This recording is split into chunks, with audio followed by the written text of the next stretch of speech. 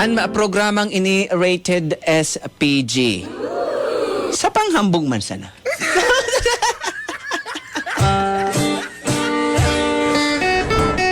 Dear DJ Makisig, ako po si Nestor alias Lagatub. Si Pay Lagatub pala nini. Mahagad man po ako sa emo DJ ng advice sa sakuyang pigo problema. Kan sarong bulan po binawianin buhay ang sakuyang lolo. Oy, condolence ha. Pay Lagatub tabi, condolence. Nagmumundo kami sa paghumali niya sa kinaban, tapadabaon mi siyang maray ang samuyang lolo. Asin ako po, DJ Makisig, ang pinakapaborito niyang makuapo.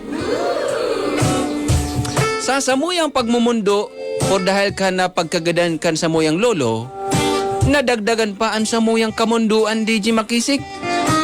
Tamayo lamang nakagirumdum sa lolo ko. So, ibaming kapamilya, dahil lamang nakaisip na magbisita sa burol kan lolo ko. Pati sa mga amigo niya, mga katrabaho, mga kaklase sa Bulangan. Dahil lamang naisipan na bisitahon ang samuyang lolo sa iyang burol. Dawa nga ni mga kataraid ming harong.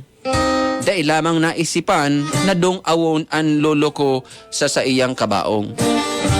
Mamundo na nga ni tamayo na ang samuyang padangat na lolo, lalo pang nagpungaw. Taan ibang tawo nakalingaw. Kan ikatulong banggi DJ Makisig kan burol kan lolo ko, nagdesisyon ang samuyang pamilya na bunoon ang samuyang ataman na orig pang kakanmi habang nakaburol ang lolo ko. An orig na binuno mi sa ropong anayon pagkadro dakula 200 kiloson. 16 an susukan anayon na ini makusog ining umugbon ko ta. Makahinayang ko tang bunoon kundi kaipuhan mi ning pangkakan habang nakaburol ang lolo ko. Kan pigbuno mi DJ Makisig so anayon ming urig, nagpararibok, nagparaugik-ugik. Dangog-dangog pati isa kataraid ming harong ang ugik-ugik kan sa muyang pigbunong urig.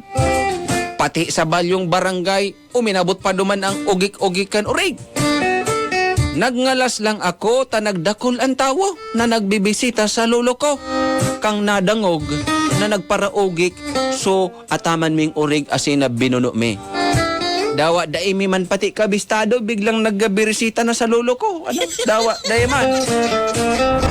Pati mga kapitbahay, biglang nagdagsa matawuhon duman sa harong. Kanapig buno na suurig. Kaya anhapot ko sa natabi sa emo DJ Makisig, kung isay talaga ang may mas dakol na sa diring tawo. So lolo ko na nagadan, o suurig ming binuno.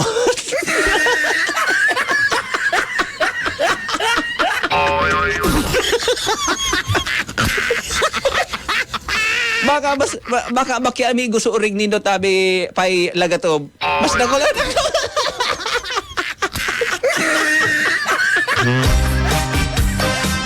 So lolo na binawainin buhay, malamang na nakaisip na magdalaw, magbisita sa burol. So urig daan na binuno. Nagdakol sa tao. Ay baka ito mga nagdaralaw, baka mga kapartidaryos kan urig. Anhapot ko tabi, DJ Makisig, kung si Isay talaga ang mas dakol na sa diring tawo. Si Lolo o si Urig?